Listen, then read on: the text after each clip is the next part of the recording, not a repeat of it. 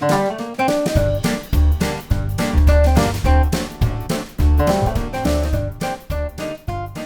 everyone, I'm Kathy and this is Kathy's Vegan Kitchen. Thanks for coming back. If you'd like to subscribe to the recipes, hit that subscribe button and don't forget to comment. We'd love to hear from you. Today, we have a special treat. Paul is going to be making kimchi fermented, and he's going to show you how to do it, the whole fermenting process from the start to the beginning. So instead of buying your kimchi at the grocery store, you can make it quick and easy at home and eat that fermented food every day because it's good for that gut health. So we're going to pass it over to Paul and he's going to show us what to do. Okay, we are going to start the kimchi process. This is the star of the show, Napa cabbage, but it needs some preparation work before we can really get into it. So this is about a 5-pounder. This is a pretty big one. You get 2 little ones, but this is what we're going with today. So I'm going to pull 1 leaf aside, and you'll see why I did that later in the episode. But I'm going to start by cutting off this bottom base, kind of unedible stuff here, and then I'm going to cut the cabbage in half. I saw a trick. Somebody cut a cabbage online like this, and they like peeled it. See if that works. Yeah, look at that. Beautiful. Then you want to get rid of some of the stuff you probably don't want to eat. But there's the root. I got to get the root out of there. So I'm gonna cut it again, just make it easier to get rid of. So we're gonna cut this core out. Get that out of there. And we're gonna lay these cabbages in a bowl here. What I'm gonna get then is a basic brine, which is salt and water. We're just using coarse sea salt.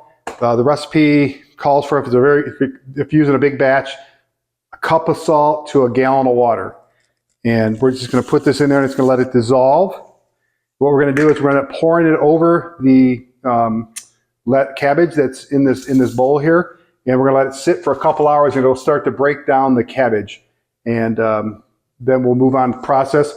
We got a lot of other good, yummy ingredients that are going to be going in this. Some ginger, daikon radish, scallions, garlic, carrots, vegan fish sauce. And again, this is what brings in the heat. So we're going to get to that later. So right now I'm going to cut all these up and I'll come back with the brine. All right, we got our cabbage kind of pulled apart and put into this bowl. Now we've got this salt bath here. We're going to give it a nice salt bath. You can't see the salt obviously because it's dissolved, but we're gonna let it sit for a couple hours. So you want the water to be over the top of the cabbage. So after we add all this, okay, the cabbage is in its nice little salt bath here.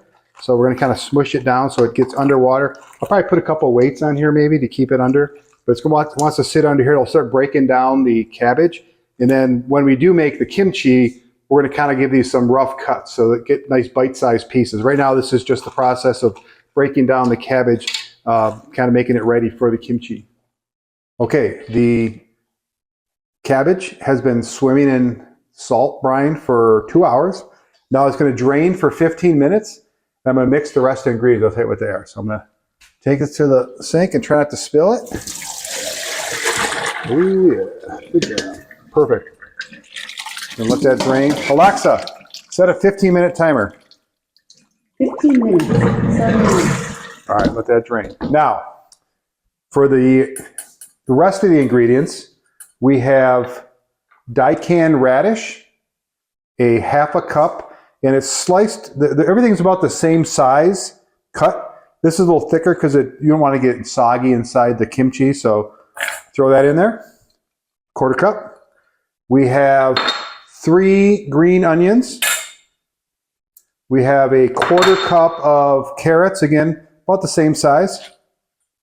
We have 8 cloves of garlic, roughly 1 big bunch of garlic.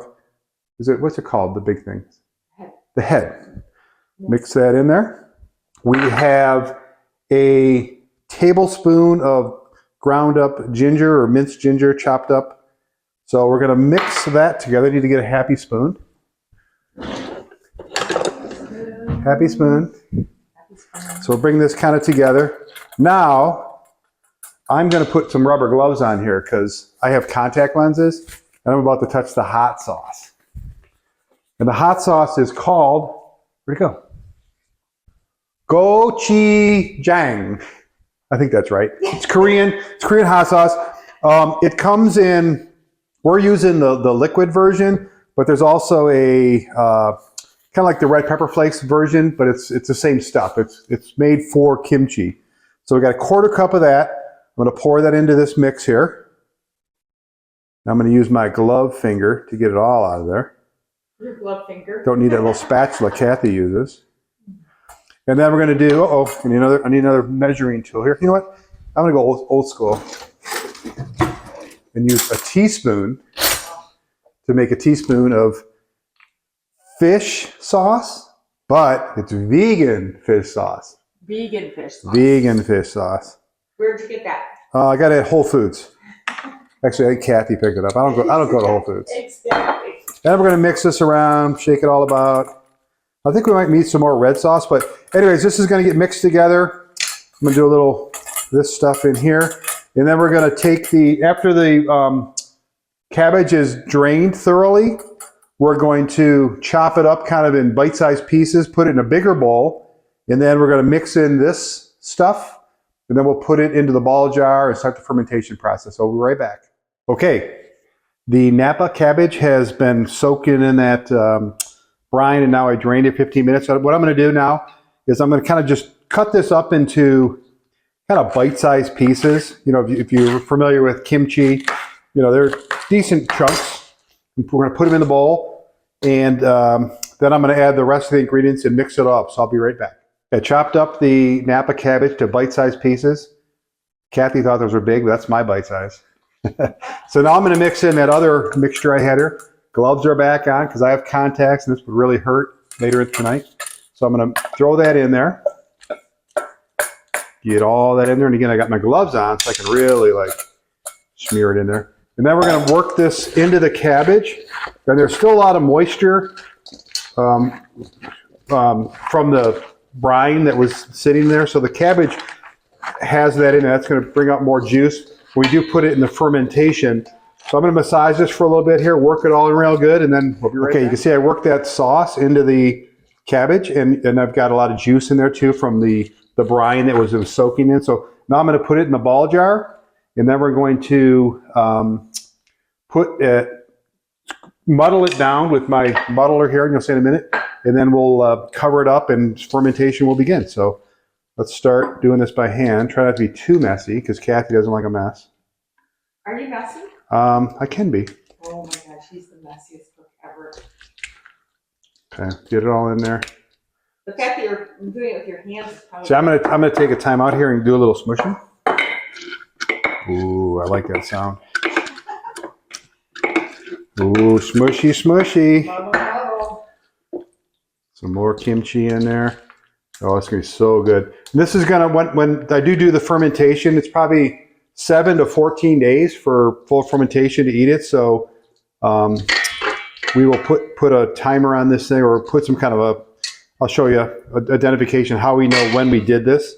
So let me do this one more mushy, and I got liquid left into the jar. And Kathy made me use a funnel because we know what would happen if I didn't use a funnel. It'd be all over the kitchen. So there we go. It's all in there nice and mushy. So I'm going to give it a good press down there. Oh, this is perfect. Oh my gosh, can't wait to eat this thing. So again, all the liquids are down there, plenty of liquid. Now we're going to stick kind of like a little cabbage leaf just for support of the glass block with a weight to weight it down. And now this is that's cabbage. This is my easy fermenter. You can get these on Amazon. We'll put a link in there. They're nice because they've got a valve release. So once you seal this, you take all the air out. It's kind of gonna, the gases as it ferments are gonna bubble out. And there's other ways to do this. You can look online. There's like these little airlocks you can put on here. But this gives you that nice fermented kimchi, which is good for gut health, probiotics. So now I'm gonna do this little vacuum here will suck the air out. But what I'm going to do, this particular thing has a calendar on top, and today's the 31st. So I'm going to swing it over to the 31st, and then 7 to 14 days. That's good in case you're doing like a bunch of pots at the same time. 14 days from now, 7 to 14 days, I'll taste it at 7. If it needs more, I'll put the cap back on, suck the air out, let it go a little longer, but that's going to be so yummy. Now, you can just store it anywhere in a cupboard, someplace in the house, just normal ambient temperature. Don't put it in the fridge.